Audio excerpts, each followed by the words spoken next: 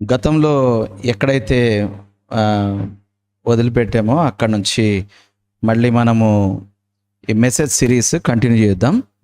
ఆత్మపూర్ణుడైన క్రైస్తవుడు అనేటటువంటి సిరీస్‌ని మనము ఆగస్ట్ నెల మొదటి వారంలో మొదలుపెట్టాం. మొదలుపెట్టిన తర్వాత కొన్ని అనివార్య కారణాల వల్ల దాన్ని కొనసాగించలేకపోయాం. ఇప్పటి నుంచి కంటిన్యూయస్‌గా ఈ సిరీస్ అయిపోయేదాకా ఎఫెసీ పత్రిక 5వ అధ్యాయం 18 నుండి 21 వచనాలు మనము క్షుణ్ణంగా ధ్యానిస్తూ ఆత్మపూర్ణుడైనటువంటి క్రైస్తవుడు ఎలా ఉంటాడు అనేటటువంటి విషయాలు మనము నేర్చుకునే ప్రయత్నం చేద్దాం.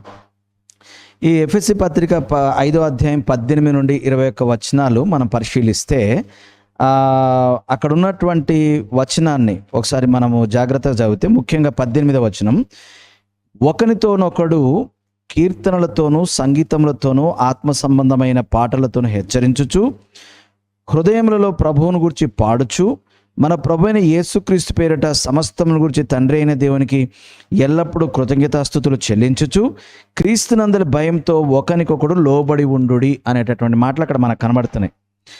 ఫస్ట్ థింగ్ ఏంటి అని అంటే, ఆత్మ సంబంధమైన పాటలతో. ఇక్కడ ఈ వచనంలో మనకు ప్రధానంగా కనబడుతున్నటువంటి విషయం ఏంటి అని అంటే, ఆత్మపూర్ణమైనటువంటి క్రైస్తవుడు రెండు విధాలుగా అతని ప్రవర్తన ఇక్కడ మనకు కనబడుతుంది. ఒకటి, దేవుని పట్ల ఎలా ఉండాలి, తోటి మానవుడి పట్ల ఎలా ఉండాలి కనబడుతుంది. చూడండి, ఒకనినొకడు కీర్తనలతోనూ సంగీతములతోనూ ఆత్మ సంబంధమైన పాటలతో హెచ్చరించచ్చు, హృదయములలో ప్రభువును గురించి పాడుచు. ఇది దేవుని గురించి. మన ప్రభు అయిన యేసుక్రీస్తు పేరిట సమస్తం గురించి తండ్రి అయిన దేవునికి కృతజ్ఞతాస్తుతులు చెల్లించచ్చు. మళ్ళీ ఇది దేవుని పట్ల. మళ్ళీ ఏమంటాడు, క్రీస్తునంది భయముతో ఒకరికొకడు లోబడి ఉండడి. మళ్ళీ ఇది తోటి విశ్వాసుల పట్ల.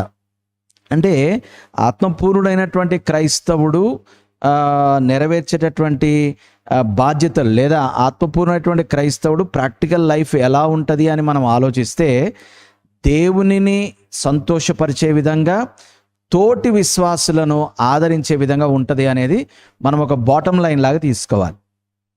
ఎఫెసీ పత్రిక 5వ అధ్యాయం 18వ వచనం మాత్రమే మనం స్టడీ చేస్తున్నాం. అక్కడ ఒక స్పిరిట్ ఫిల్డ్ బిలీవర్ ఎలా ఉంటాడు అనేటటువంటివి అక్కడ కనబడతా ఉన్నాయి. వీటిని మనము ఒక 5 భాగాలుగా చేసి మనం చదువుతూ ఉన్నాం ఈ ఆత్మపూర్ణమైనటువంటి క్రైస్తవుడు అనేటటువంటి సబ్జెక్ట్ని. మొట్టమొదటి మనం ఏం నేర్చుకున్నామంటే, ఆత్మపూర్ణమైనటువంటి క్రైస్తవుడు మొదట తనలో పరిశుద్ధాత్ముడు స్థిర నివాసం చేస్తున్నాడు అనేది గ్రహిస్తాడు. రెండవది, తనలో స్థిర నివాసం చేస్తున్నటువంటి పరిశుద్ధాత్ముని ద్వారా నియంత్రించబడుతూ, ఆ పరిశుద్ధాత్ముని స్వాధీనంలో, ఆ పరిశుద్ధాత్ముని చేత నడిపింపబడుతూ జీవిస్తాడు. ఇదే ఆత్మపూర్ణమైనటువంటి జీవితం అన్నాం. ఇక మూడవది, ఆత్మపూర్ణమైనటువంటి క్రైస్తవులు తోటి విశ్వాసులతో ఒకరికొకరు సన్నిహితంగా ఉంటూ దైవిక సమాజంగా కలిసిమెలిసి జీవిస్తారు. అలాగే వారందరూ కలిసి ప్రభువును గురించి పాడుతూ కీర్తిస్తూ ఉంటారు. తర్వాత ఆత్మపూర్ణమైనటువంటి క్రైస్తవులు కలిసిమెలిసి ఒకరినొకరు ప్రోత్సహించుకుంటూ దేవునికి కృతజ్ఞతాస్తుతులు చెల్లించేవారిగా ఉంటారు. ఫైనల్గా ఒకరికొకరు లోబడేవారిగా ఉంటారు. ఈ విషయాలన్నీ మనం రాబోయే రోజుల్లో మనము క్షుణ్ణంగా స్టడీ చేద్దాం. అయితే ఎఫెసీ పత్రిక 5వ అధ్యాయం 18 నుంచి 21 వచనాల్లో ఇవ్వబడినటువంటి ముఖ్యమైనటువంటి ఆజ్ఞ, అంటే ప్రధానమైనటువంటి క్రియ, మనం చేయవలసినటువంటి కార్యం, ద మెయిన్ వర్బ్ ఏంటి అని అంటే, ఆత్మపూర్ణులై జీవించాలి. ఈ ఆత్మపూర్ణులై జీవించడము అంటే, ఆత్మపూర్ణులై జీవించాలి అనేటటువంటి ఈ ముఖ్యమైనటువంటి ఆజ్ఞను, లేదా ఈ ప్రధానమైనటువంటి పనిని చేయడానికి దిస్ ఈజ్ అన్ ఇంపరేటివ్ కదా. దీనికి కొన్ని పార్టిసిపుల్స్, అంటే ఇది నెరవేర్చడానికి చేయాల్సినటువంటి చిన్న చితక పనులు. ఉదాహరణకి మత్తయి సువార్త 28వ అధ్యాయం చూసే మనం, అక్కడ మీరు వెళ్ళి సమస్త జనులను శిష్యులనుగా చేయుడి. ఇది ఆ వచనాల్లో 19 నుండి 20 వచనాల్లో ఉన్నటువంటి ప్రధానమైనటువంటి ఆజ్ఞ ఏంటంటే, మీరు వెళ్ళి సమస్త జనులను శిష్యులనుగా చేయుడి. శిష్యులనుగా చేసే క్రమంలో మనం ఏం చేస్తాం? సువార్తను ప్రకటిస్తాం. మనం ఏం చేస్తాం? బాప్తిసం ఇస్తాం. మనం ఏం చేస్తాం? ఏ ఏ సంగతులు ఆయన మనకు ఆజ్ఞాపించాడో వాటన్నిటిని గైకొనమని చెప్పి వారికి బోధిస్తాం. అంటే సువార్త ప్రకటించడము, బాప్తిసం ఇవ్వడము, ఎడతెగకుండా బోధిస్తూ ఉండడం అనేటటువంటిది శిష్యులను తయారు చేయడం అనేటటువంటి మెయిన్ పనిని నెరవేర్చడానికి చేసేటటువంటి చిన్న చిన్న కార్యాలు అన్నమాట. అక్కడ దేవుడు మనకి 5 పనులో 4 పనులో ఇవ్వాల. దేవుడు అక్కడ ఇచ్చినటువంటి పని ఒకటే. ఏంటి అంటే, నేను వెళ్తున్నాను, సమస్త జనులను నాకు శిష్యులనుగా చెయ్యండి. ఆ శిష్యులను చెయ్యడం అనేటటువంటి పనిలో మనం ఏం చేస్తాం? నంబర్ 1 వెళ్తాం, నంబర్ 2 స్వార్థ ప్రకటిస్తాం, నంబర్ 3 విన్న వాళ్ళకి బాప్తిసం ఇస్తాం, నంబర్ 4 ఆ బాప్తిసం ఇచ్చి రక్షణ పొందినటువంటి వారిని మనము బోధించి వాళ్ళని జాగ్రత్తగా మనం పెంచుతాం. తద్వారా ఏమవుతుంది? ప్రధానమైనటువంటి కార్యమైనటువంటి శిష్యులను తయారు చేయుట అనే కార్యం నెరవేరుతుంది. ఇప్పుడు వంట చెయ్యండి అని అంటే, మనం గతంలో కూడా మాట్లాడుకున్నాం. వంట చెయ్యండి అని అంటే బియ్యం కడుగుతాం, నానబెడతాం, కూరగాయలు కోస్తాం, తాలింపేస్తాం. అంటే ఏం చేస్తున్నాం అంటే బియ్యం కడుగుతున్నానని చెప్పం, సింగిల్ వర్డ్, వంట చేస్తున్నాను. అలాగే ఇక్కడ ఆత్మపూర్ణులై జీవించుడి అనేది అక్కడ మెయిన్ చేయాల్సినటువంటి యాక్షన్, ద మెయిన్ వర్బ్. అది చేయడానికి కొన్ని పార్టిసిపల్స్ ఇచ్చాడు అక్కడ. ఏంటి? ఈ ఆత్మపూర్ణులైనటువంటి వాళ్ళు ఏమేం చేస్తారు. మళ్ళీ ఇక్కడ జాగ్రత్తగా గమనించండి, ఇవి చేస్తే ఆత్మపూర్ణులు అవుతారు కాదు, అక్కడ ఆత్మపూర్ణులైన వారు ఇవి చేస్తారు. అంటే వాడు ఆత్మపూర్ణుడు అని నీకు ఎలా అర్థమైంది అని అంటే, అదిగో చూడండి, నంబర్ 1 వాడిలో పరిశుద్ధాత్ముడు స్థిర నివాసం చేస్తున్నాడని వాడికి తెలుసు.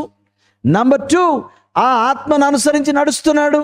అదేనయ్యా, ఆత్మను అనుసరించి నడుస్తున్నాడని నీకు ఎలా అర్థమవుతుంది అని అంటే, దేవునితో సమస్త జనులతో అంటే ఈ తోటి విశ్వాసులతో కలిసి ఒకరినొకడు కీర్తనలతోనూ పద్యములతోనూ గానములతోనూ సంగీతంతోనూ హెచ్చరించుకుంటూ బతుకుతాలా? రెండవది, దేవునికి కృతజ్ఞతాస్తుతులు చెల్లించే జీవితం కనబట్టలేదా? మూడవది, ఒకరికొకరు లోబడుతున్నారు చూసారా? అంటే ఇప్పుడు దీన్ని ఇలా మాట్లాడదాం, ఒకరికొకడు లోబడట్లేదు అని అంటే ఏమనాలి? ఆడు ఆత్మపూర్ణుడిగా జీవించట్లేదు అని అర్థం. తండ్రి అయిన దేవునికి, ప్రభు అయిన యేసుక్రీస్తు వలన ప్రతి విషయంలో కృతజ్ఞతలు చెల్లించేవానిగా లేడు అంటే అర్థం ఏంటి? ఆత్మపూర్ణుడైనటువంటి క్రైస్తవుడిగా జీవించట్లేదు అని అర్థం. ఒకరినొకడు హెచ్చరించుకునే లైఫ్ స్టైల్ లేదు. నాకెందుకు వాడి గొడవ, నేను బాగుంటే చాలు అని స్వార్థపూరితంగా జీవిస్తున్నాడు అంటే ఏంటి అర్థం? వాడు ఆత్మపూర్ణమైనటువంటి క్రైస్తవుడిగా జీవించట్లేదు. ఈ మధ్యకాలంలో యూట్యూబ్లో ఒక వీడియో బాగా వైరల్ అవుతా ఉంది. ఒక పాస్టర్ గారు, ఆయన పేరు కూడా నాకు గుర్తులేదు, నేను జస్ట్ అలా స్క్రోల్ చేసి వదిలేశాను. నేను చాలా కాలంగా పరిచర్య చేశాను, నాకు 5 సంఘాలు ఉన్నాయి, 500 మంది విశ్వాసులు ఉన్నారు, కానీ ఈరోజు నేను క్రైస్తవ్యాన్ని వదిలిపెట్టేశానని చెప్పేసి ఆయన సాక్ష్యం ఇస్తా కూర్చున్నాడు. ఒక ఆయన తెల్ల బట్టలు వేసుకున్నాడు, వైట్ హెయిర్ ఉంది, మీలో ఎవరైనా చూస్తే గుర్తుపడతారు. సో ఇక్కడే ఈ ప్రాంతంలోనే ఉన్నాడంట, ఈస్ట్ గోదావరి జిల్లాలోనే ఉండేవాడంట. నాకు దాన్ని చూసి ఏం బాధ అనిపించలేదు, కానీ ఒకటి అర్థమైంది. ఏంటి అని అంటే, ఇతడు నిజముగా తిరిగి జన్మించలేదు అని అర్థమైంది. క్రైస్తవుడిగా చలామణి అయిపోయాడు.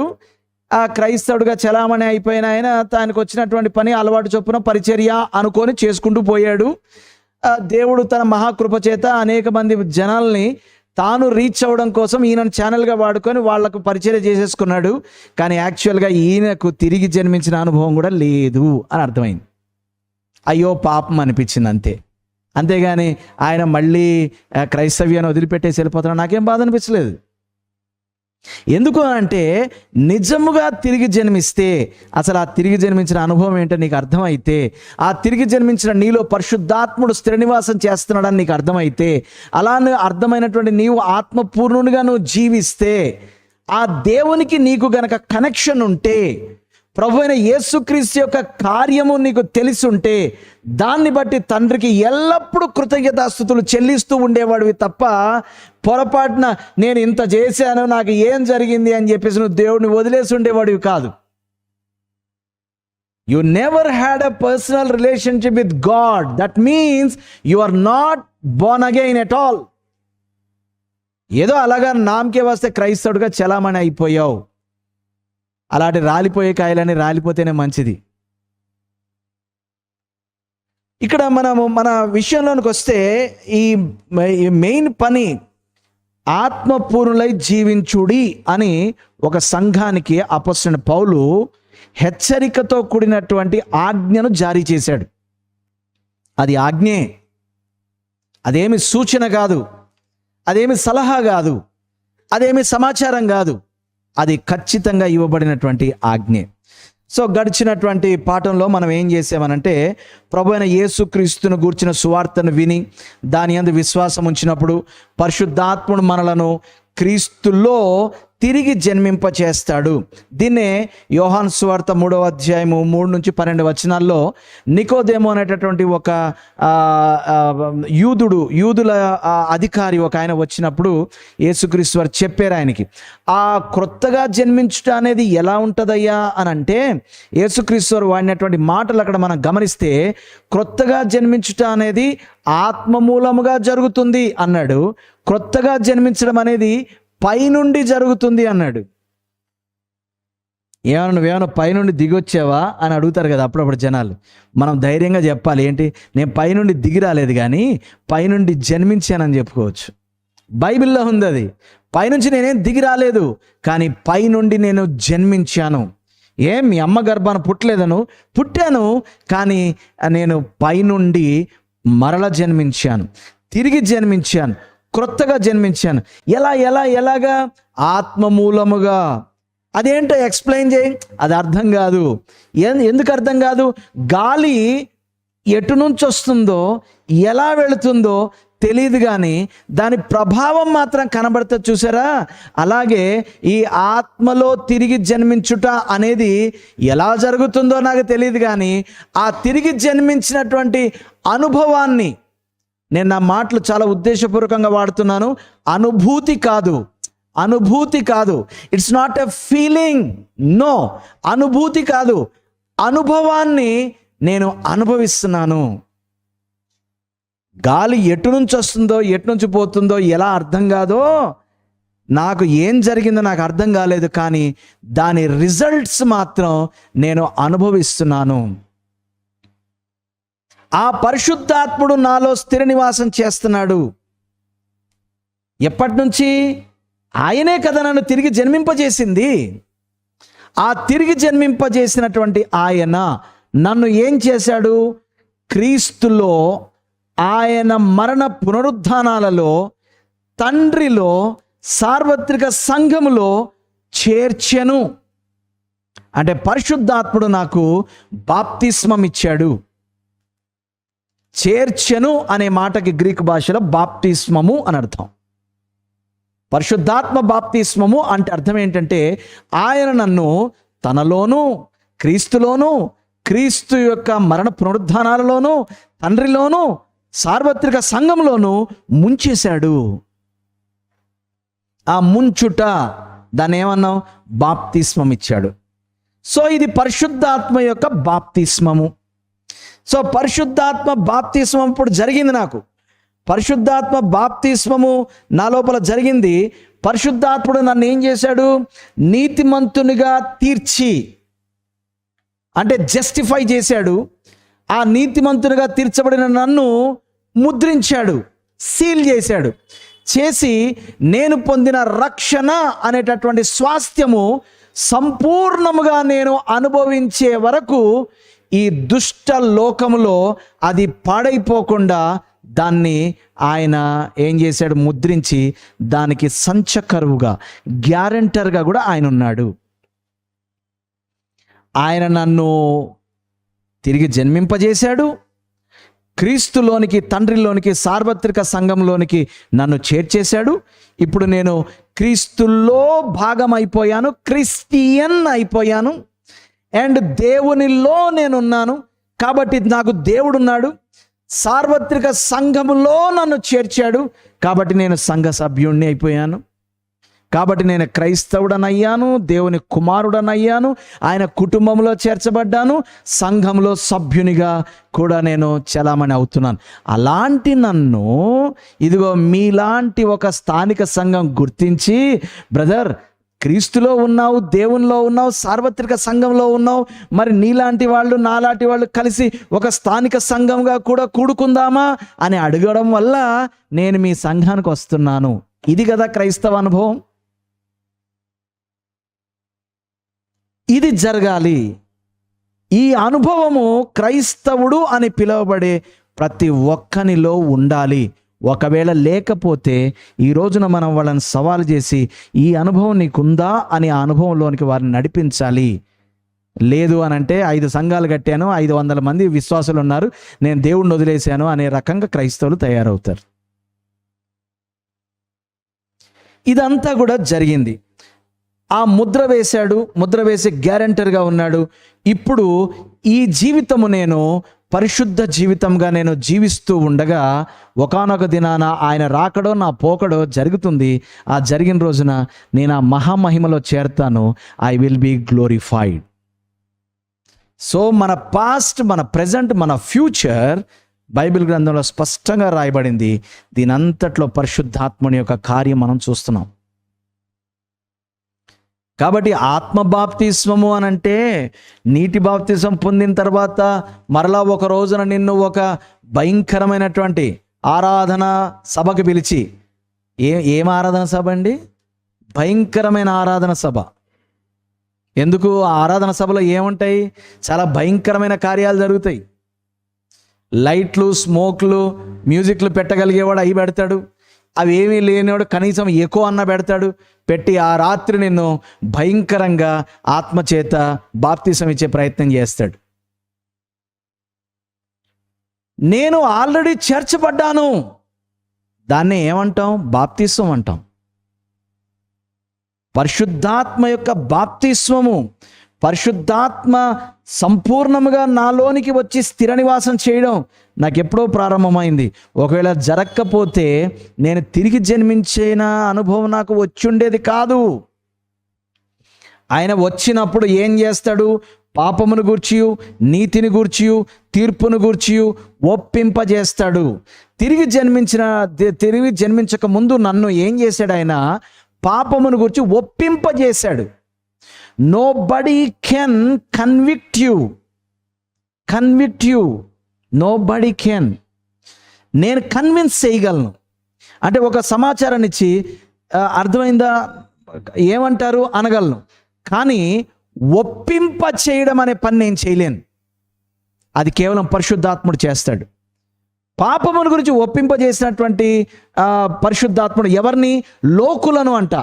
లోకులను పాపము గురించి, లోకులు ఆయనను ఎరుగరు కాబట్టి పాపమును గురించి వాళ్ళను ఒప్పింపజేస్తాడు. మీరు ఆయనను ఎరుగుదురు కాబట్టి, అయ్యా పాపమును గురించి ఒప్పుకొని రక్షణ పొందినటువంటి మీరు నీతిమంతులుగా తీర్చబడ్డారు.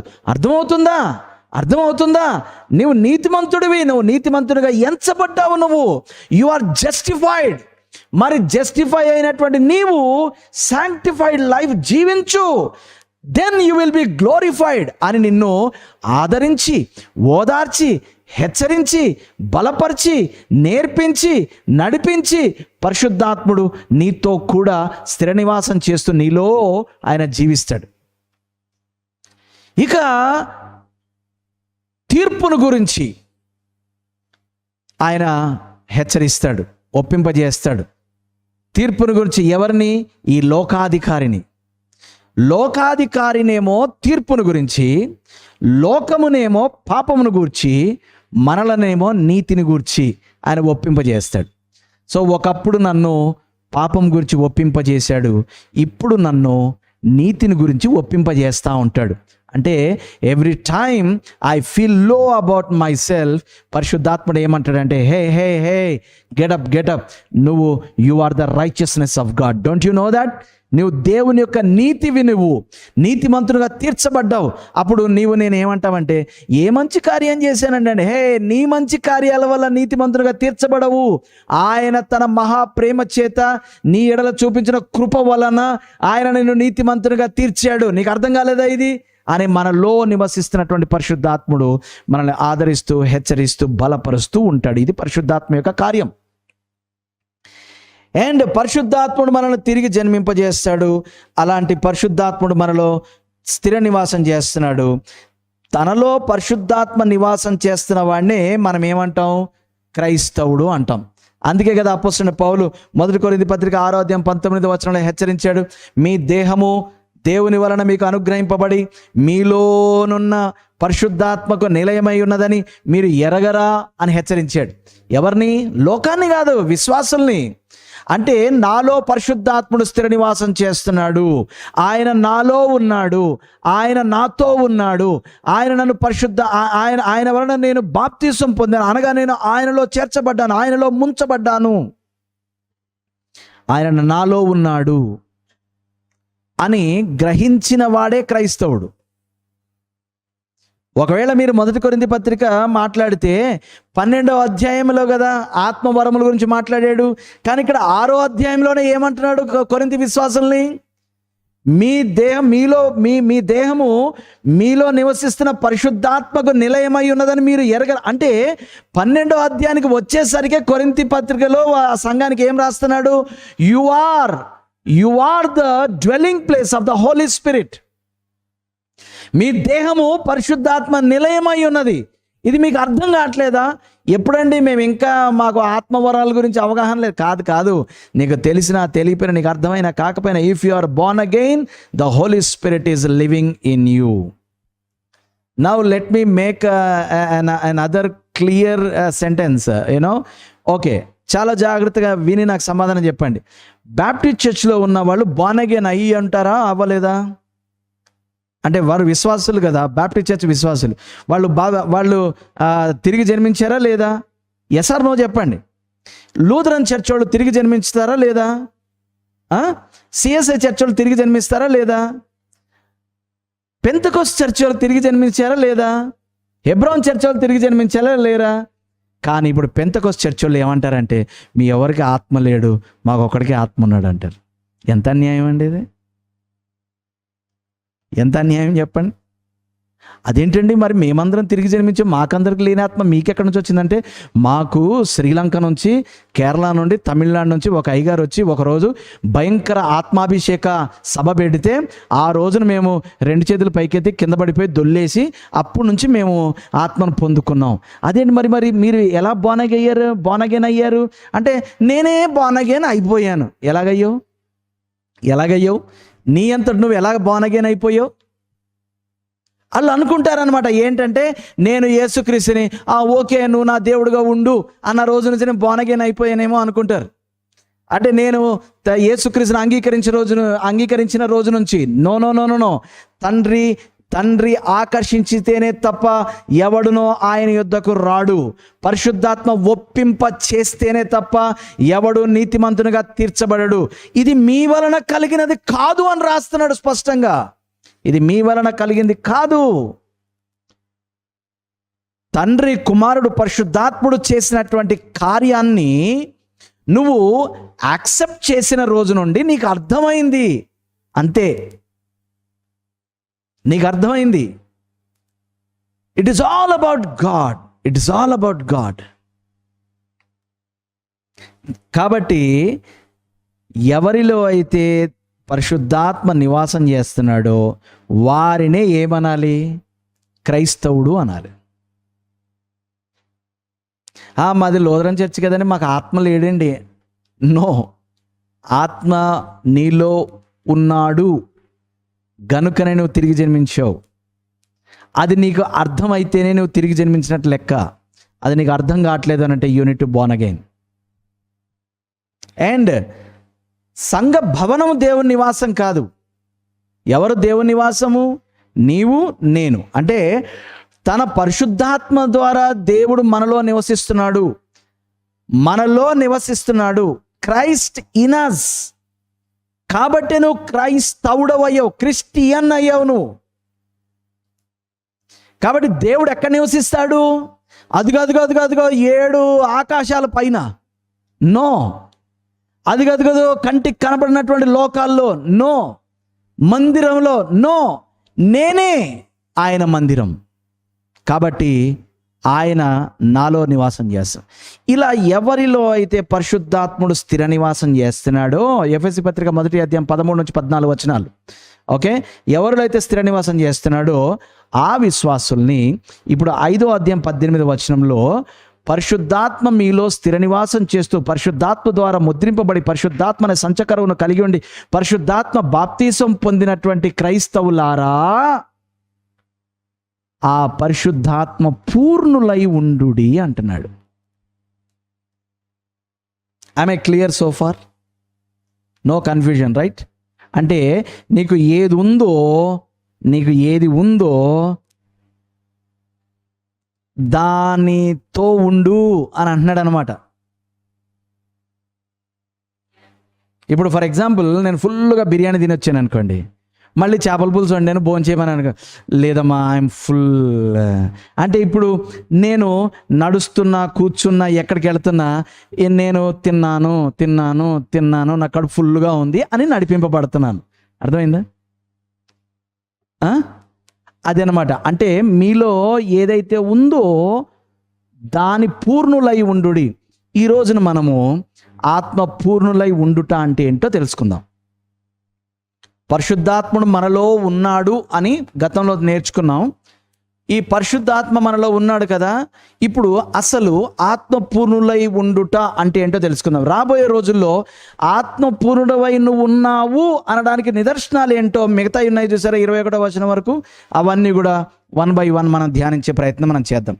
సో మొట్టమొదట ఆత్మపూర్ణులై ఉండుడి అని రాయబడినటువంటి ఈ లేఖన భాగం అసలు దాని రాత విధానం, దాని లిటరరీ ఫామ్ని ఒకసారి మనం గమనించే ప్రయత్నం చేద్దాం. మీరేం కన్ఫ్యూజ్ అవ్వకండి, కంగారు పడకండి. నేను 3 విషయాలు దాంట్లో నుంచి నేను తీసుకొస్తాను.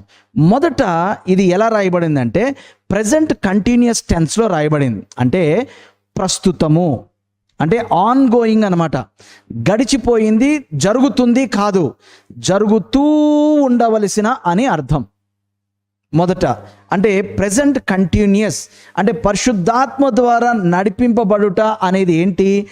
నిరంతర కార్యం, అలవాటుగా చేసే అభ్యాసం. ఇది జీవిత విధానం, ఇది జీవన శైలి. ఒక్కసారి పరిశుద్ధాత్మ చేత బాప్తిసం పొందాము, ఒక్కసారి జరిగినటువంటి ఆ అనుభవాన్ని అనుదినము అభ్యాసం చేస్తూ వెళ్ళాలి. Got it? So this is not the past thing, this is present continuous thing. అంటే ఆత్మపూర్ణులమై ఉండడం అంటే ముద్రింపబడి బాప్తిసం పడి ముంచబడినటువంటి మనం అనుదినం అనుక్షణం అన్ని విషయాల్లో ఆ ఆత్మచేత పూర్ణులమై ఉండాలి. This is a daily constant ongoing conscious process. This is a process. ఆత్మపూర్ణులై ఉండుట అనేది ప్రాసెస్. ఎందుకు process? It's a life style. అనుదినము జరిగేది, అన్ని విషయాల్లో మనం చూపించాల్సింది, అనుక్షణం జరగాల్సింది. కాబట్టి ఇది జరగాలి. అండ్ రెండవది, ఇక్కడ ఏ వాయిస్లో, ఇందాక ఏ టెన్స్లో రాశాడో చూసాం మనం. ఏ వాయిస్లో రాశాడు అని అంటే ప్యాసివ్ వాయిస్లో రాశాడు. ప్యాసివ్ వాయిస్ ఎప్పుడైతే ఉంటుందో నువ్వు చెయ్యి అని ఏది అనట్లేదు అని అర్థం. నువ్వు చెయ్యి అని ఏమీ అనట్లేదు. ప్యాసివ్ అంటే ఆయనే చేస్తాడు అని అర్థం. అంటే ఆత్మచేత నింపడము అనేటటువంటిది ఆయన చేసే పని. మరి ఇంకా నన్ను చేయమంటున్నారేంటి, ఆత్మపూర్ణులుగా జీవించమంటున్నారేంటి? ఇప్పుడు దాంట్లో ఉన్న టోన్ మనం గమనించాలి. టోన్ ఏంటి అని అంటే it's an imperative tone. Present continuous tense voice ఎలా ఉంది? ప్యాసివ్ వాయిస్, అంటే నువ్వు చేసేది ఏం లేదు. కానీ టోన్ ఏంటి? Imperative tone. అంటే ఇది ఒక ఆజ్ఞగా ఉంది. అంటే ఆజ్ఞ ఏంటయ్యా, ఇది చాలా జాగ్రత్తగా గమనించాలి, లేదంటే మనం మిస్ అవుట్ అవుతాం. ఇది నిరంతరం జరగాలి, ఆయనే చేస్తాడు, నేను చెయ్యగలిగింది కాదు ఇది. కానీ ఒక ఆజ్ఞ ఉంది దీంట్లో, ఆజ్ఞపూర్వకంగా చెప్పాడు.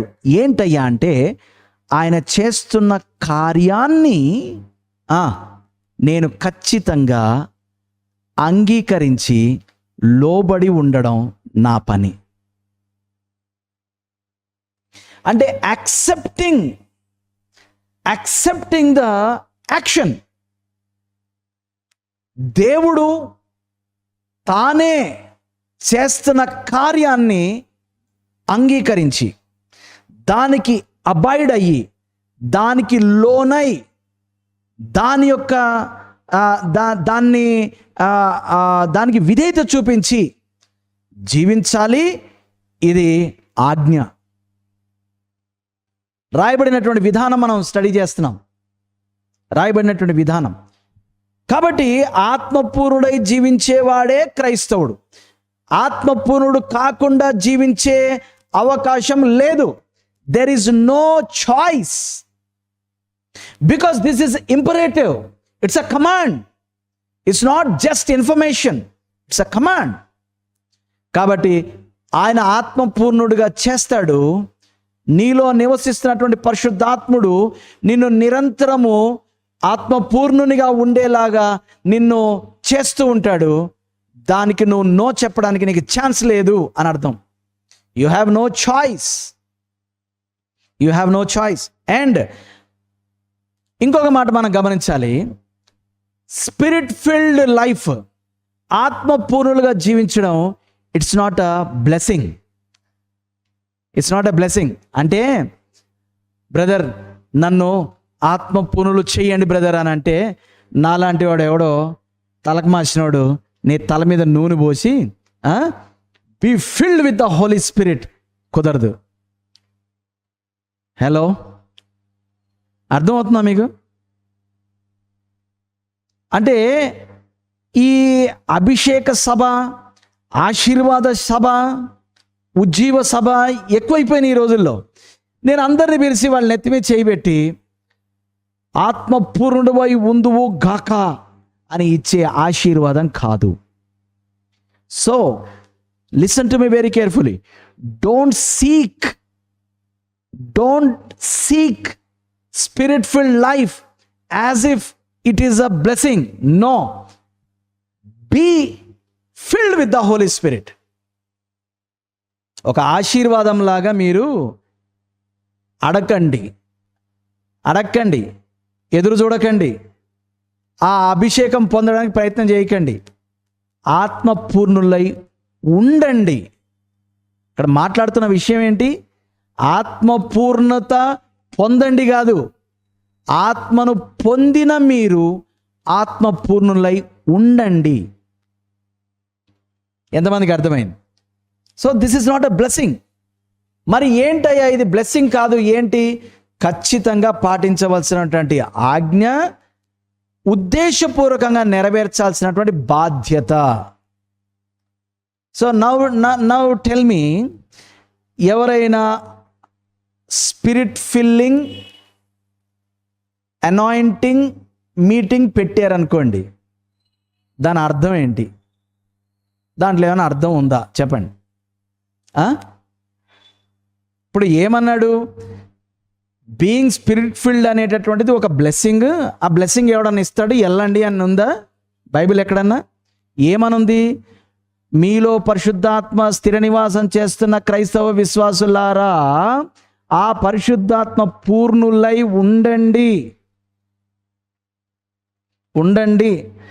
నేను ఉండను అనడానికి వీలు లేదు, నేను పొందుకుంటాను అనడానికి అవకాశం లేదు. ఇది ఖచ్చితంగా పాటించాల్సినటువంటి ఆజ్ఞ, ఉద్దేశపూర్వకంగా నెరవేర్చాల్సినటువంటి బాధ్యత. నాలో ఉన్నటువంటి పరిశుద్ధాత్ముడు నన్ను ఆత్మపూర్ణునిగా చేస్తానంటున్నాడు. నేను ఆత్మపూర్ణుడిగా నేనుంటాను. ఆత్మపూర్ణుడు కాకుండా క్రైస్తవ జీవితం జీవించడం అసాధ్యం. అంటే నువ్వు క్రైస్తవుడు అని పిలువబడ్డం అసాధ్యం.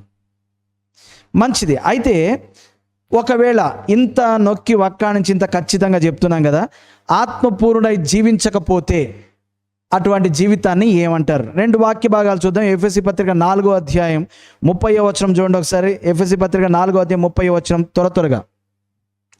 ఎఫెసీ పత్రిక 4వ అధ్యాయము 30వ వచనం.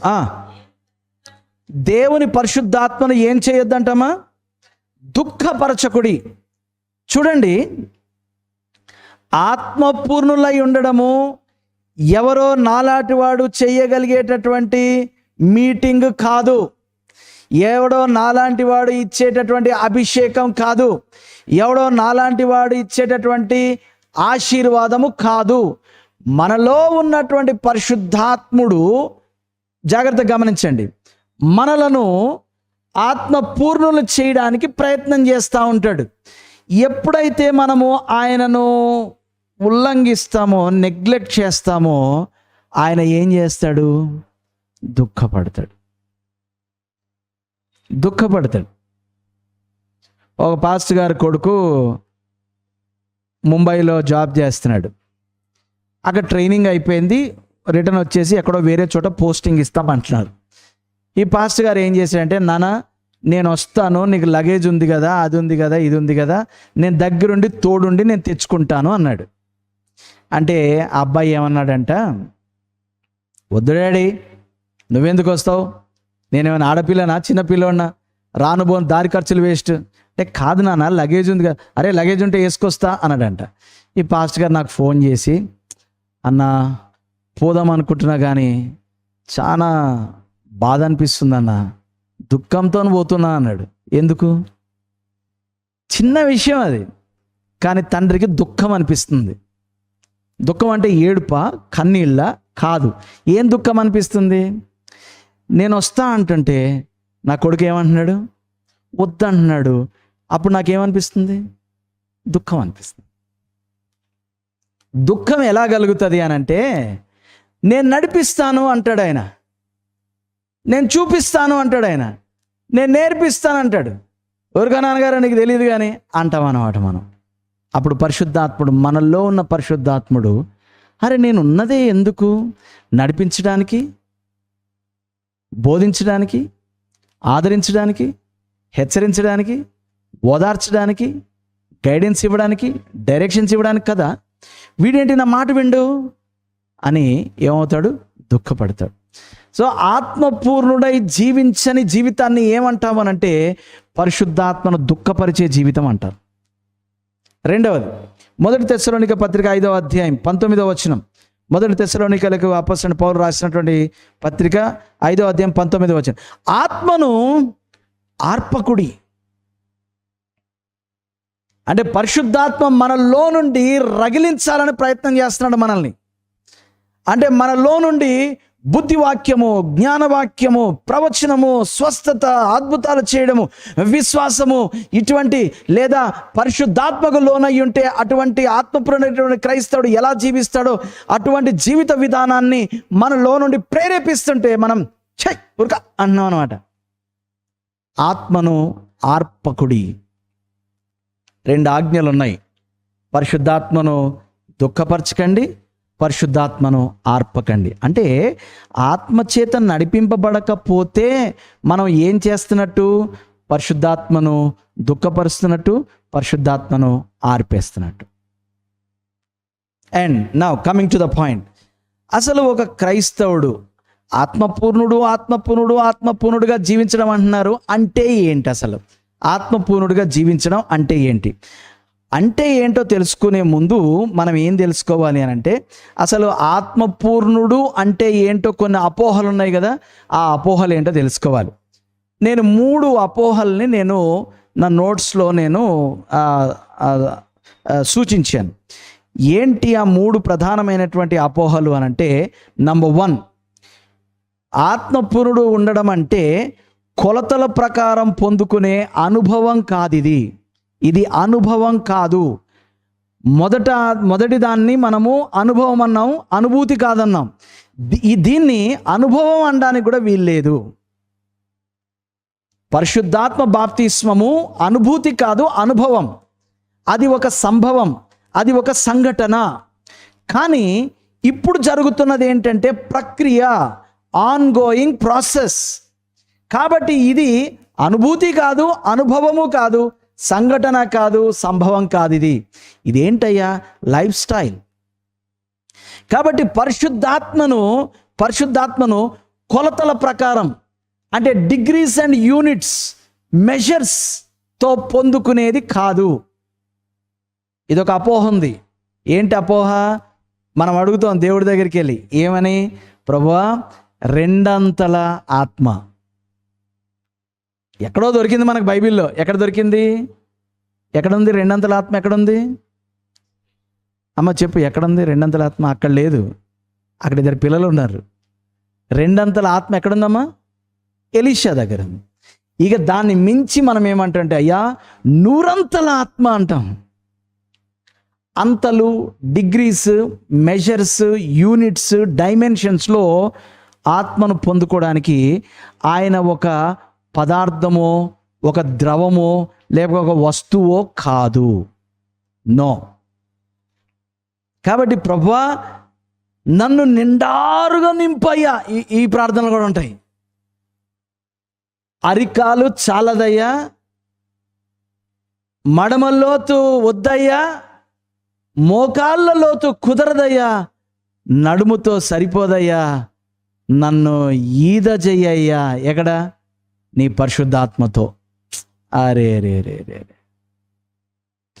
ఆయన నీళ్ళు అనుకుంటున్నారా? పదార్థం అనుకుంటున్నారా? వస్తువు అనుకుంటున్నారా? నీకు ఎంత ఆత్మ ఉంది? నీకున్న ఆత్మ కంటే ఆవిడకున్న ఆత్మ చాలా ఎక్కువ. తెలుసా? ఎలా తెలిసింది నీకు? నువ్వేదో అలెలయ్య అలెలయ్య అంటావు. ఆమె గనక చప్పట్లు కొట్టిందంటే అసలు దద్దరు వెళ్ళిపోదు. అంటే ఎంత ఆత్మ ఉంది?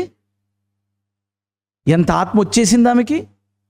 వచ్చింది, ఉంది, పోయింది, అది ఇది అనడానికి ఆయన ఒక వస్తువు కాదు, ఒక పదార్థం కాదు, ఒక ద్రవం కాదు, నీళ్లు కాదు.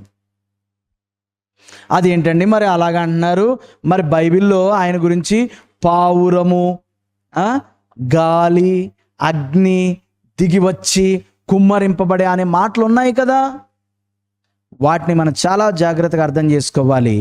అవి అలంకారప్రాయంగా వాడబడినవి. They are metaphors, they are metaphorically used. పావురము పరిశుద్ధాత్మ కాదు. పావురాకారములో అంతే. బలమైన గాలి వంటి ఒక శబ్దము, అగ్ని నాలుకల వలె.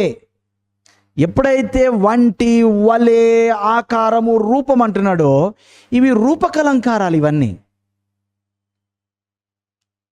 హెచ్కేల్ గ్రంథంలో ఆయన నీళ్ళల్లో ఈదింది ఆత్మ ప్రవాహం కాదు. అది no no no no no no. ఎందుకయ్యా అనంటే కొలత లేని ఆత్మ. ఇలాంటివన్నీ మానేసేయండి, ఇలాంటివన్నీ మానేసేయండి. కొలత లేని ఆత్మ, రెండంతల ఆత్మ, నూరంతల ఆత్మ, నిండారుగా ఆత్మ. No no no no. పరిశుద్ధాత్ముడు రెండు స్టేట్స్ అండి, రెండు స్థితులు. అయితే పరిశుద్ధాత్ముడు నీలో నివాసం చేస్తున్నాడు, లేదా పరిశుద్ధాత్ముడు నీలో అసలు నివాసం చేయట్లేదు. రెండు స్టేటస్, రెండు స్టేట్స్. ఒకవేళ పరిశుద్ధాత్ముడు నీలో ఉంటే ఎంత ఉంటాడు? ఇప్పుడు నేను చెప్తాను, నేను సాయంకాలం మీ ఇంటికి వస్తాను. ఎంత వస్తాను? అమ్మ నా కాళ్ళు పంపిస్తాను, ఎందుకంటే నేను రెస్ట్ తీసుకోవాలి. లేదంటే ప్రార్థన చేయడానికి నా నోరు చేతులే కదా, నా నోరు చేతులు పంపిస్తాను, నేను పడుకుంటానమ్మా ఇంటి దగ్గర అంటే అవుద్దా? ఎందుకు ఈ ఉదాహరణ నేను చెప్తున్నానో చాలా జాగ్రత్తగా వినండి. పరిశుద్ధాత్ముడు ఇంతింత వచ్చి వటుడంతా అయ్యాడు, కొలతల్లో కొంచెం వచ్చాడు, రెండంతలు వచ్చాడు, నూరంతలు వచ్చాడు అనడానికి ఎప్పుడైతే మనం అంటున్నామో పరిశుద్ధాత్ముడు ఒక వ్యక్తి అనే సంగతి మనం మర్చిపోతున్నాం. వ్యక్తి కొంచెం రావడానికి అవుద్దా? ఎప్పుడైతే మనం పరిశుద్ధాత్మను కొలతలతో మనం చూస్తున్నామో పరిశుద్ధాత్మ వ్యక్తిత్వాన్ని మనము అవమానిస్తున్నాం. పాస్టర్ గారు మా ఇంటికి కొంచెం వచ్చారు అనంటే ఆయన ఏమైనా గాలా, దూలా, దెయ్యమా? కొంచెం రావడానికి? కొంచెం రాడు, వస్తే మొత్తం రావాలి. అండ్ రెండవది, మనం ఏం దూషిస్తున్నామంటే ఆయన త్రిత్వంలో ఒక భాగము, దైవత్వంలో ఆయన ఒకడు అనే విషయాన్ని కూడా మనము మర్చిపోతున్నాం, ఉల్లంఘిస్తున్నామని అర్థం. కాబట్టి మొదటి అపోహ ఏంటి అని అంటే, పరిశుద్ధాత్మ కొలతల ప్రకారం రావడాన్ని ఆత్మపూర్ణులైన ఆత్మపూర్ణత, స్పిరిట్ ఫిల్డ్ అనుకోవడం అనేది ఒక అపోహ. రెండవది, ఇది కూడా చాలా జాగ్రత్త వినండి, ఆత్మపూర్ణులై ఉండడం అని అంటే ఒక డ్రమాటిక్ ఎమోషనల్ ఎక్స్పీరియన్స్ కాదు. నో,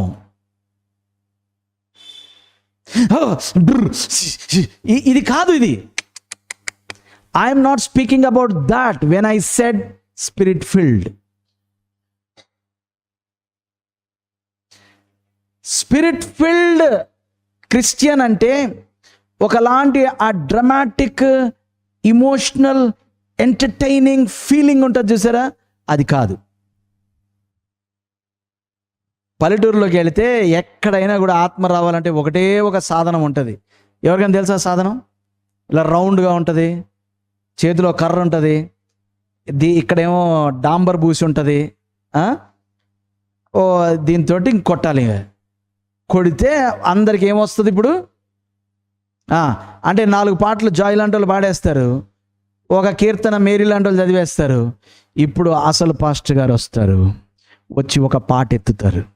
ఆ పాట ఎత్తితే ఆ పాటలో కొట్టే డ్రమ్ము, పెట్టిన ఎకో, పెట్టిన వాల్యూమ్ని బట్టి ఒక్కొక్కరిలో వాళ్ళకున్న పరిశుద్ధత, వాళ్ళు తలంటుకున్నారా, నూనె పెట్టుకున్నారా, తెల్ల బట్టలు వేసుకున్నారా, టైంకి వచ్చారా, టైంకి రాలేదా, పోయిన వారం అంతా పవిత్రంగా జీవించారా లేదా, ఇప్పుడు ఎంత ఆశగా ఉన్నారా లేదా, వీటిని బట్టి ఒక్కొక్కరి మీద ఎంతెంతో కొంత అంతంత ఈ డ్రమ్ము శబ్దాన్ని బట్టి దిగుతా ఉంటాడు పరిశుద్ధాత్మ.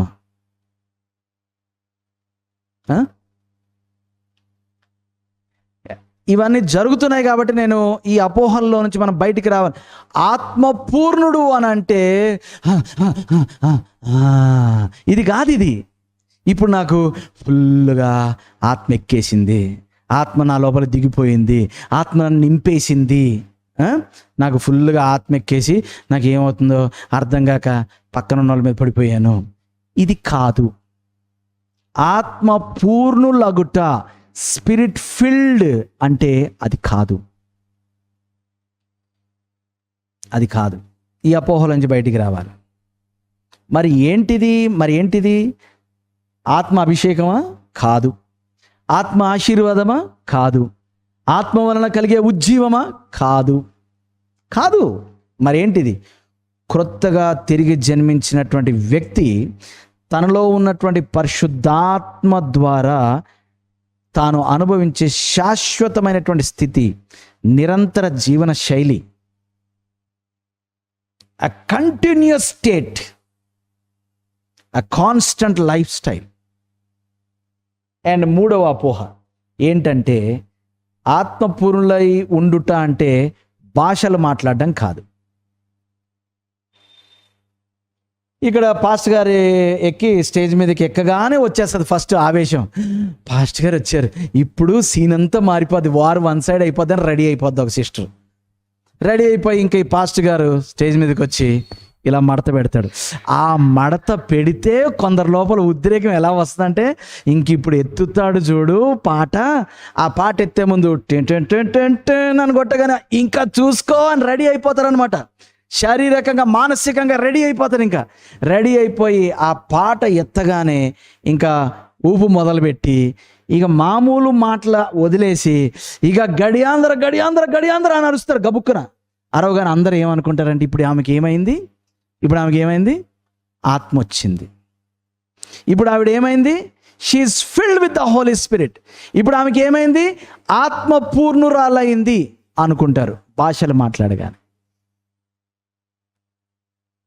ఏమండి, క్రైస్తవ లోకములో గొప్ప ఉజ్జీవాలు తీసుకొచ్చిన వాళ్ళు ఎవరు కూడా భాషలు మాట్లాడి అలాంటి ఉజ్జీవాలు తీసుకురాలేదు.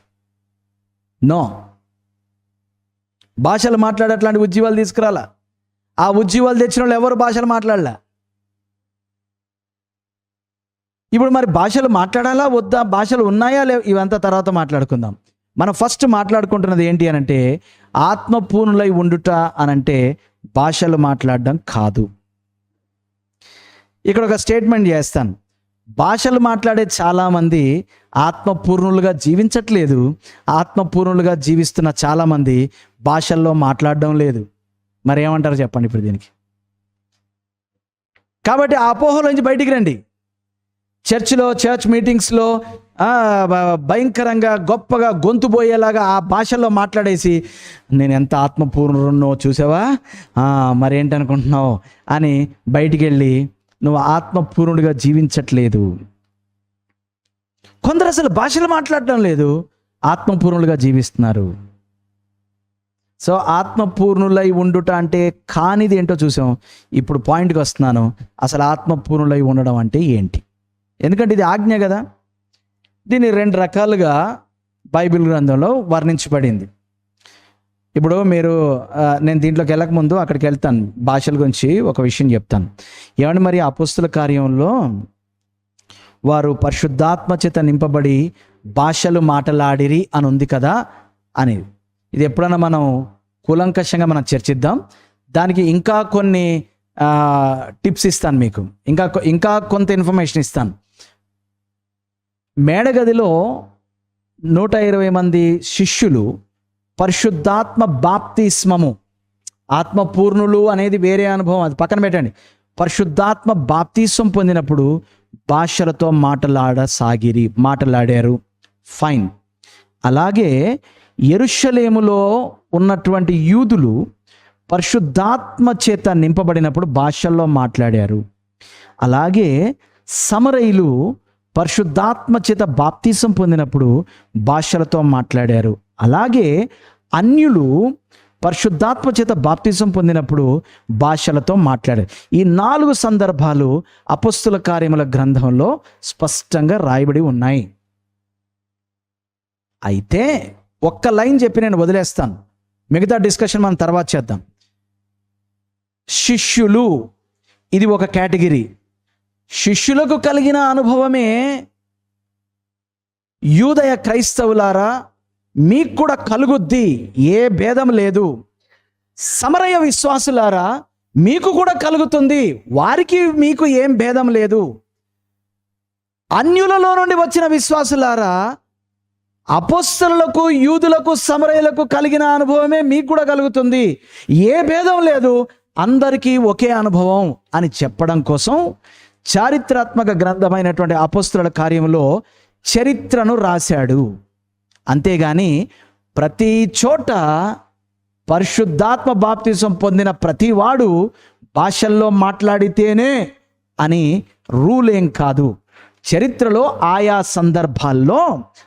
సందర్భాల్లో జరుగుతూ ఇది ప్రతివానికి అనేటటువంటి సమాచారాన్ని ఇవ్వడానికి అపోస్తలుల కార్యంలో వాటిని క్రోడీకరించారు. మొదటిసారి పరిశుద్ధాత్ముడు వారి మీదికి దిగి వచ్చినప్పుడు వారికి కలిగిన అనుభవము, ఆ అనుభవాన్ని చరిత్రలో రాస్తూ అయ్యా అందరికీ ఇలాగే జరుగుద్ది, మీరేమి ఏమాత్రం కూడా ఇన్ఫీరియర్గా ఫీల్ అవ్వకండి అని చెప్పినంత మాత్రాన ఈరోజు కూడా మనకు కూడా అలాగే జరిగితేనే పరిశుద్ధాత్మ బాప్తిజం జరిగినట్ట కాదు. ఇది అర్థం చేసుకోండి, తర్వాత మనం మాట్లాడదాం దీని గురించి. ఓకే, నౌ ఇప్పుడు ఆత్మపూర్ణులై ఉండుట మెయిన్ పాయింట్కి వచ్చాను నేను. అంటే ఏంటి? అంటే ఆత్మపూర్ణులై ఉండటం అంటే దీన్ని 2 రకాలుగా వివరించాడు. ఒకటి ఏంటంటే అపోస్తలుల కార్యం 4వ అధ్యాయం 8వ వచనం, అపోస్తలుల కార్యం 4వ అధ్యాయం 31వ వచనం. మీరు రాసుకోండి, మనం చదవట్లేదు అక్కడ. ఆ 2 చోట్ల దేవుని ఆత్మచేత నింపబడిన వారై ఒక ప్రత్యేకమైనటువంటి కార్యాన్ని చేశారు, దీన్ని ఆత్మపూర్ణులు అవ్వడం అని ఉదాహరించాడు. ఉదాహరణకి ఈరోజు నేను వాక్యం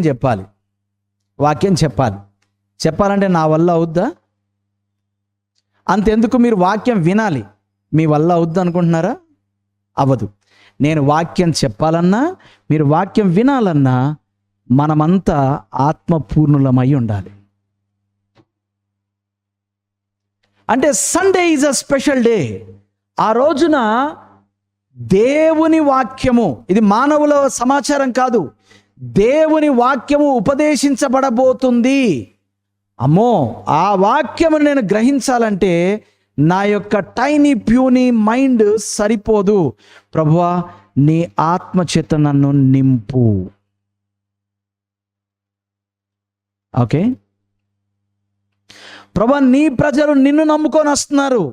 నా వాక్చాతుర్యమో లేదా నా జ్ఞానాన్నో కాదు ప్రభువా, నీవు చూపించే దృష్టాంతములు వారు నేర్చుకోవడానికి వస్తున్నారు. అప్పుడే కదా వారి విశ్వాసము మనుష్యుల జ్ఞానం మీద ఆధారపడకుండా దేవుని జ్ఞానం మీద ఆధారపడుతుంది. కాబట్టి ప్రభువా, నీ ఆత్మచేత నన్ను నింపయ్యా, ఆత్మపూర్ణుడై నేను వేదిక మీద నిలబడాలనుకుంటున్నాను అని గనక నేను ప్రార్థన చేసుకొని నన్ను నేను పరిశుద్ధాత్మకు అప్పగించుకోకపోతే వాక్యం చెప్పడం నా వల్ల అవుద్దా?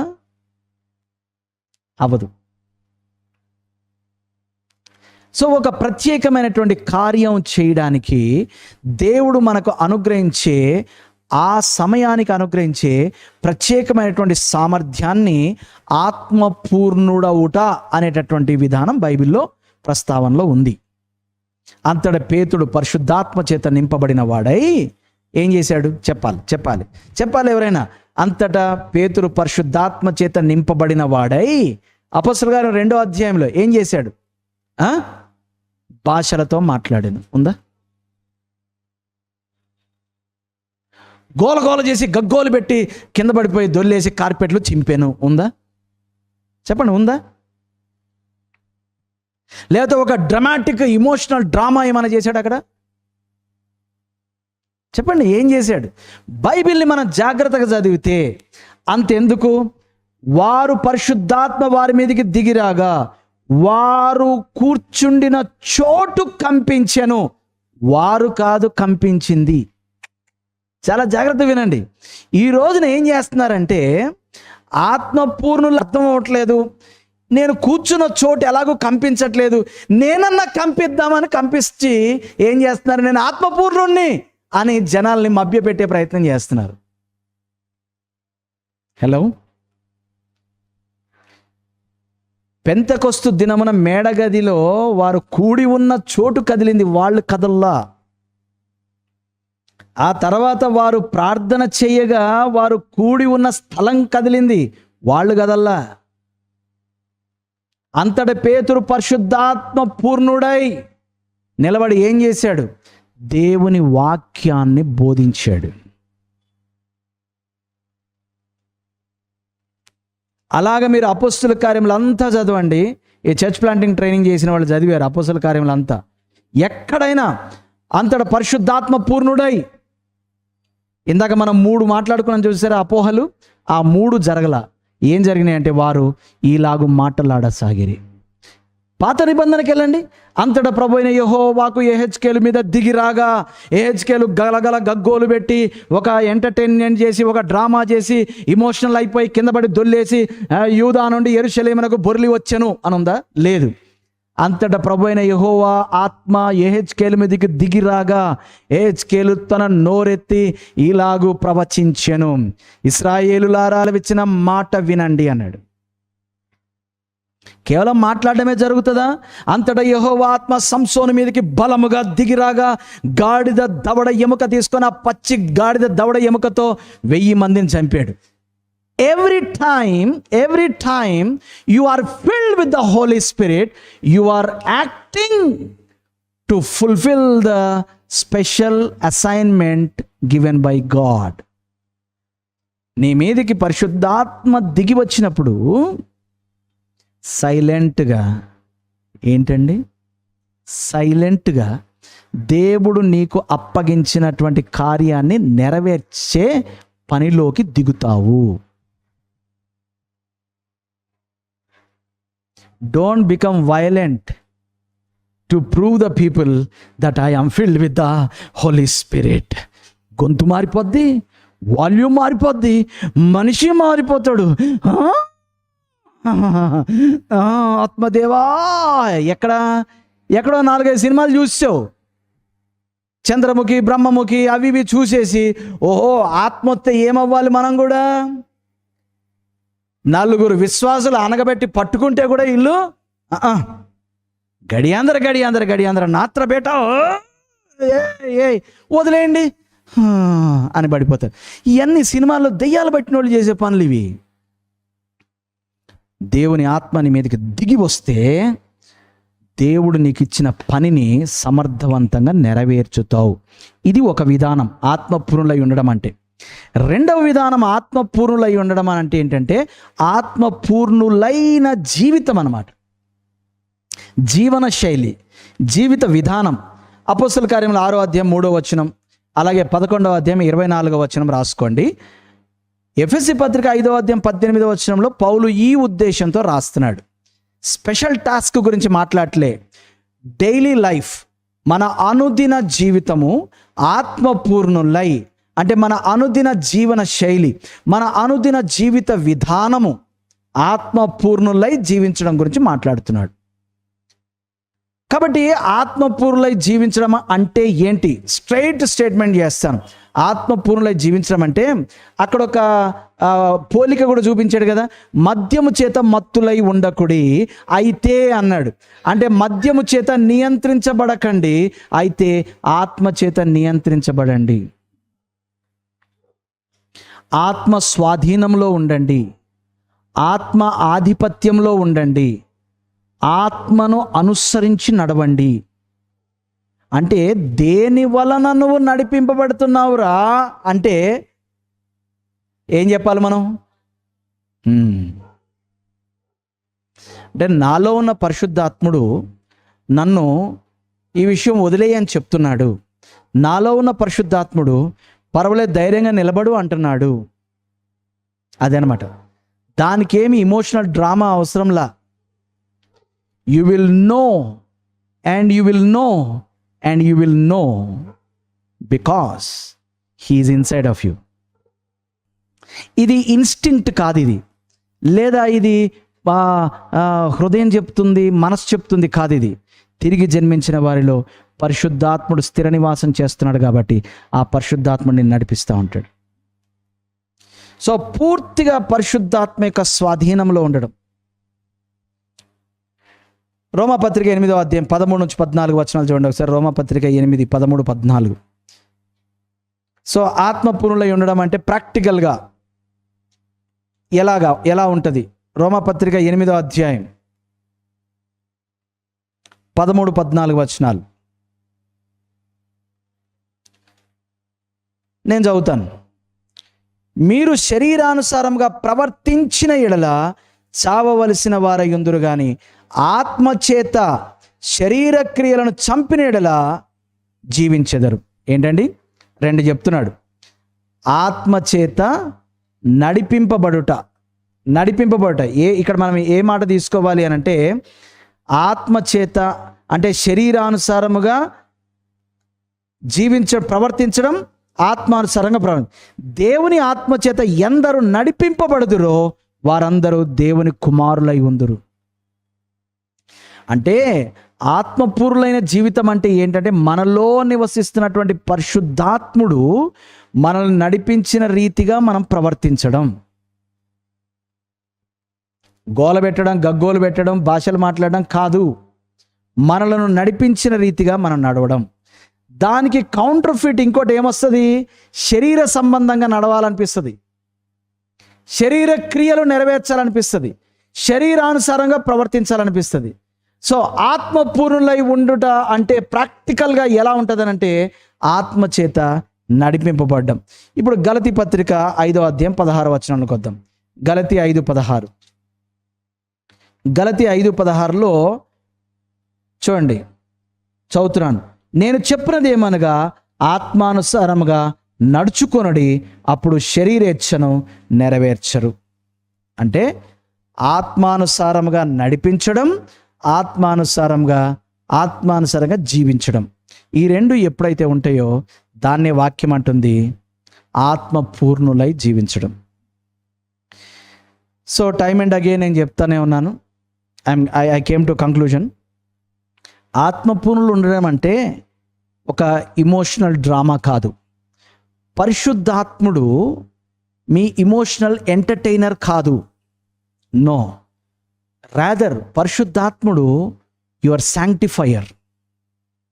మిమ్మల్ని భావోద్రేకపూరితంగా వినోదపరిచేవాడు కాదు పరిశుద్ధాత్ముడు, కానీ మీ జీవితాల్ని పరిశుద్ధపరిచేవాడు పరిశుద్ధాత్ముడు. అందుకే ఆయన పేరు పరిశుద్ధాత్మ. ఆయన వినోదపు ఆత్మ కాదు. ఎందుకు ఈ మాట ఈ స్టేట్మెంట్ నేను చేస్తున్నానంటే, ఈ రోజున పరిశుద్ధాత్మ పేరిట జరిగేవన్నీ కూడా వినోదాత్మక కార్యక్రమాలే. ఆత్మ వచ్చింది, ఇదిగో చూడండి ఏం జరుగుద్దో. ఆత్మ వచ్చాడు, ఇదిగో చూడండి ఏం జరుగుద్దో. అంత ఎంటర్టైన్మెంట్ అన్నమాట, అంత emotional. Holy spirit is not an entertainer, he's a sanctifier. ఆయనను పవిత్రపరుస్తాడు, పరిశుద్ధపరుస్తాడు. కాబట్టి భావోద్రేకాలు, భావనలు కాదు, ఫీలింగ్స్ కాదు. ఇది మన యొక్క భావాలు, భావోద్రేకాలు, ఆలోచనలు, ప్రవర్తనలు, నిర్ణయాలు, మాటలు, క్రియలు, జీవన విధానము, జీవన శైలి, ఇవన్నీ కూడా పరిశుద్ధాత్మ యొక్క స్వాధీనంలో ఉండి, పరిశుద్ధాత్మ యొక్క ఆధీనంలో ఉండి, ఆయన ఆధిపత్యంలో గనక జరుగుతూ ఉంటే మనము ఆత్మచేత పూర్ణులమైనట్టు లెక్క. కాబట్టి మనం ఇప్పుడు ఒకవేళ ప్రభువా నీ ఆత్మచేత నన్ను నింపు అంటే అర్థం మన మీద ఆయన ఏదో పోసి నింపమని కాదు. చాలా జాగ్రత్తగా వినండి. ప్రభువా నీ ఆత్మ అంటే నీ బాప్తీసో నేను పొందాను, నిన్ను నేను కలిగి ఉన్నాను. I am indwelt by your holy spirit. పరిశుద్ధాత్మ చేత నేను స్థిర నివాసంలో నేను ఉన్నాను. Now I want infilling of the Holi spirit అంటే అర్థం ఏంటి? చాలా జాగ్రత్తగా వినండి, otherwise you will miss it. Indwelling ఉన్నటువంటి మనము ఇన్ఫిల్లింగ్ కోసం అనుదినం, అనుక్షణం, అనునిత్యం, ప్రతి విషయంలో మన మాటలు, మన క్రియలు, మన తలంపులు, మన భావాలు, మన భావోద్రేకాలు అన్నిటిలో ఆయన యొక్క నింపుదల అడగాలి. నింపుదల అంటే అర్థం ఏంటనంటే ఆయన యొక్క స్వాధీనం, ఆయన యొక్క ఆధిపత్యం, ఆయన యొక్క నడిపింపు కొరకు మనల్ని మనం అప్పగించుకుంటున్నామని అర్థం. అంటే ప్రభువా నీ ఆత్మచేత నన్ను నింపు అని అంటే అర్థం ఏంటంటే ఈ యొక్క దుష్ట లోకంలో పరిశుద్ధులుగా జీవించడానికి, పవిత్రత పొందడానికి, క్రీస్తు స్వారూప్యంలో మారడానికి, శరీర క్రియలు విడిచి ఆత్మకార్యాలు చేయడానికి, శరీర క్రియలను సిలువలో వేయడానికి, విధేయతతో జీవించడానికి, దేవుడు మనకిచ్చినటువంటి అసైన్మెంట్ని ఆయన కోరిన విధంగా నెరవేర్చడానికి సహాయాన్ని ఇవ్వు ప్రభువా అని అడగడం అంతే. అంటే lord you take control. Raj should not dominate Raj, Raj should not direct Raj, Raj should not guide Raj. నాలో నివసిస్తున్నటువంటి పరిశుద్ధాత్ముడా యూ టేక్ కంట్రోల్ అనడాన్ని lord fill me with the Holi spirit అని అర్థం. హలో, ఫిల్డ్ కాదు, నో, ఫిల్డ్ అన్నమాట. నా డెమాన్స్ట్రేషన్ చూడకపోతే మీకు అర్థం కాదు. బీ ఫిల్డ్ కాదు, బీ ఫిల్డ్ అంటే నీలో ఉన్న వాని ద్వారా నియంత్రించబడు అని అర్థం. అంటే ఏం జరుగుద్ది? నాలో ఉన్న స్ట్రెస్ని నేను భరించలేక కనబడ్డ ప్రతి వాళ్ళ మీద అరిచేసి కరిచేసి డామ్ డ్యూమ్ డ్యూమ్ డామ్ అని ఒక డాబర్ మ్యాన్ లాగా ప్రవర్తించే అలవాటు నా లోపల ఉంది. ఇప్పుడు నేను ఏమంటున్నా అంటే Lord fill me with the Holi spirit అని అంటే ఇప్పుడు ఏమవుతాయి? నా ఈ భావోద్వేగాలు అన్నీ కూడా కంట్రోల్లోకి వచ్చి ఓకే అని నా మాట మారుతుంది, నా ప్రవర్తన మారుతుంది, నా తీరుతెన్నులు మారుతాయి. ప్రతి వాళ్ళ గురించి గాసిప్ చేసే అలవాటు నాకుంది, కానీ ప్రభువా కనబడ్డ ప్రతి వాడి గురించి నేను గాసిప్ చేస్తున్నాను. ఈ ముసలమ్మ ముచ్చట్లు నాకు బాగా ఎక్కువైపోయినాయి. ఇలాగ నేను చెప్పిన నా చెప్పుడు మాటలన్నీ కూడా కొరుకుడు పుండ్లాగా పాకేస్తున్నాయి. ప్రభువా నీ ఆత్మచేత నన్ను నింపు ప్రభువా అని అంటే అప్పుడు నింపితే ఏమవుతుందంటే గాసిప్ చేయడానికి బదులు డైరెక్ట్గా వెళ్ళి ఆ వ్యక్తితోటి మాట్లాడతావు. అదేం బ్రదర్, ఇంతకుముందు ఎవడన్నా దొరికితే ఊరంతా ప్రచారం చేసేవారు కదా. లేదండి, ఇప్పుడు నేను ఆత్మపూర్ణుడై మీ కొరకు, మీతోనే, మీ క్షేమం కొరకు నేను మాట్లాడుతున్నా. Wow, now he's a spirit filled Christian. ఇంతకుముందు spirit dwelt Christian. Now he's living as a spirit filled Christian.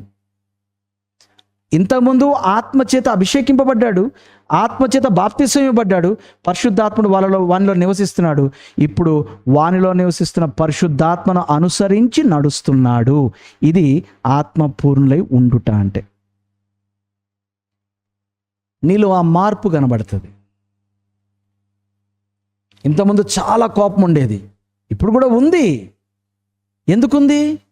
మరి నాలో ఉన్నటువంటి భావోద్రేకాలు, నాలో ఉన్నటువంటి టెంపర్మెంట్స్ నా వల్ల నేను కోరుకుంటే రాలేదు కదా. మా అమ్మ నాన్న, మా తాత అమ్మమ్మ, మా తాత నాయనమ్మ, కనీసం మినిమం ఒక 6 వల్ల నాకు వచ్చినాయి, నాకు సంక్రమించినాయి. అయితే నేను ఒకటి చేయగలను, నా భావోద్రేకాల్ని, నా కోపాన్ని, నా తత్వాన్ని స్పిరిట్ ఫిల్డ్గా మార్చగలను, స్పిరిట్ కంట్రోల్డ్గా మార్చగలను. కాబట్టి ఏ క్రైస్తవుడైతే నేను అంతే, పుట్టినప్పటి నుంచి నేను అలాగే ఉన్నాను, నేను ఇలాగే ఉంటాను అంటే క్రైస్తవుడు కాదు. నీవు అలాగే ఉంటావు, అవి పోవు, కట్టే కాలే వరకు పోవు. కానీ ఆత్మపూర్ణుడైన క్రైస్తవుడుగా జీవించాలి అనే ఆజ్ఞ కదా, ఆజ్ఞను పాటించాలి అని అంటే నువ్వేం చేయాలి అని అంటే, నీకున్న అటువంటి కోపావేశాలు, భావోద్రేకాలని ఏం చేయాలి? పరిశుద్ధాత్మ యొక్క స్వాధీనంలోనికి తీసుకురా. అలా పరిశుద్ధాత్మ స్వాధీనంలోనికి తీసుకుని వచ్చి, న్యాచురల్లీ స్పీకింగ్, వాళ్ళ తండ్రి, వాళ్ళ తాతలు, వాళ్ళ అమ్మమ్మలు, వాళ్ళ నాయనమ్మ వలన వచ్చినటువంటి లక్షణాలను బట్టి చూస్తే వాడు ఈ రీతిగా ఉండడానికి వీల్లేదు. కానీ వాడు తిరిగి జన్మించాడు గనక, ఆత్మపూర్ణుడుగా జీవిస్తున్నాడు గనక, అవన్నీ కూడా క్రీస్తు స్వాధీనంలోనికి తీసుకొని వచ్చి పరిశుద్ధాత్మ చేత నడిపింపబడి ఇప్పుడు సౌమ్యుడయ్యాడు, సౌమ్యుడిగా ప్రవర్తిస్తున్నాడు. ఇట్స్ అ ప్రవర్తన, మళ్ళీ డైలీ ఆన్గోయింగ్. ఈరోజు సౌమ్యంగా ఉండి ఎంతకాలం ఓర్చుకుంటారండి? నా అసలు రంగు బయటకు వచ్చిందని రానివ్వకూడదు. వస్తుంది అని అంటే నువ్వు ఆత్మపూర్ణుడివి కాదు. Am I clear this morning? నీకు భాషలు మాట్లాడడం వస్తే ఆత్మపూర్ణుడివి కాదు. నీ న్యాచురల్ టెంపర్మెంట్స్ బయటకు రాకుండా స్పిరిట్ కంట్రోల్డ్ టెంపర్మెంట్స్ కనుక నీ లోపల నుంచి వస్తుంటే యు ఆర్ స్పిరిట్ ఫిల్డ్.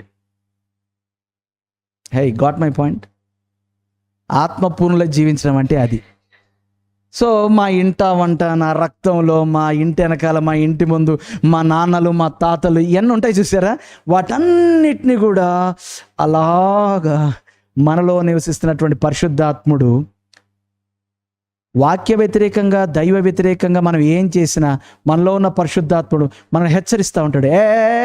కాదు అని అంటా ఉంటే నువ్వురుకా అని ఆర్పకుండా, దుఃఖపరచకుండా ఆత్మానుసారముగా జీవించుడి, అప్పుడు శరీర క్రియలను మీరు నెరవేర్చరు అన్నాడు చూసారా.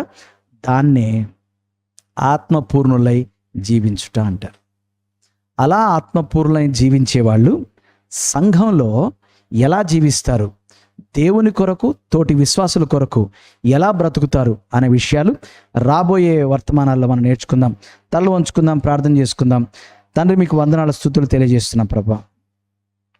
నాయనా, మీ పరిశుద్ధాత్మ చేత మమ్మను బాప్తిసం ఇచ్చి మాలో స్థిర నివాసం చేయుట ద్వారా మమ్మను రక్షింపజేసి, నూతనముగా పైనుండి జన్మింపజేసి, మా యొక్క రక్షణను ముద్రించి దానికి సంచకరువుగా ఉండి మమ్మల్ని విమోచించి పరిశుద్ధ జీవితం జీవించడానికి మాకు సహాయం చేస్తూ మహిమ పొందడానికి మా కొరకు మాలో ఉండి మమ్మల్ని నడిపిస్తున్నటువంటి పరిశుద్ధాత్మ దేవుడా, మమ్మును మేము మీకు అప్పగించుకొని ఆత్మపూర్ణులై జీవించడానికి మేము నేర్చుకుంటూ ముందుకు వెళుతుండగా మీ తోడు, మీ సహాయము, మీ కాపుదల మాతో కూడా ఉంచండి నాయనా. మీ చేత నియంత్రింపబడిన వారమై, మీ చేత నడిపింపబడిన వారమై అనేకులకు ఆశీర్వాదకరంగాను మీ నామమునకు మహిమ తెచ్చువారంగాను జీవించే కృపను మీరు దయచేయమని యేసు అతి పరిశుద్ధ నామమున అడిగి ప్రార్థిస్తున్నాను తండ్రి. ఆమేన్.